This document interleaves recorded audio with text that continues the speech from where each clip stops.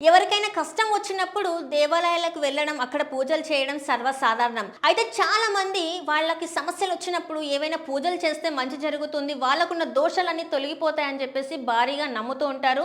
అదే విధంగా బెంగుళూరు చెందిన ఒక మహిళ కూడా అట్లనే నమ్మింది ఒక పూజారిని. అయితే ఆ పూజారి తన సమస్యలు తెలుసుకొని ఇలాంటి సమస్యలకి పూజలు చేస్తే తనకున్న సమస్యలన్నీ వెళ్ళిపోతాయి, తొలగిపోతాయి అని చెప్పేసి తనని నమ్మించి నగ్న పూజలైతే చేయించడం జరిగింది. ఆ నగ్న పూజలు చేసిన వీడియోస్‌ని తను తీయడం జరిగింది.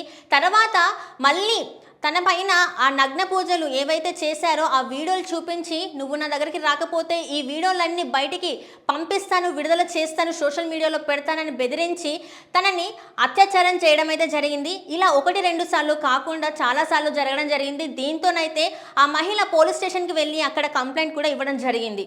సో జాగ్రత్తగా ఉండండి. ఇలాంటి పూజలు ఏదున్నా కూడా మీరు గుడికి వెళ్ళి అక్కడ పూజలు చేయించుకుంటే సరిపోద్ది. ఇలాంటి నగ్న పూజలు అని ఎవరైనా చెప్తే ముందే పోలీసులకు వెళ్ళి కంప్లెయింట్ ఇవ్వడం మంచిది.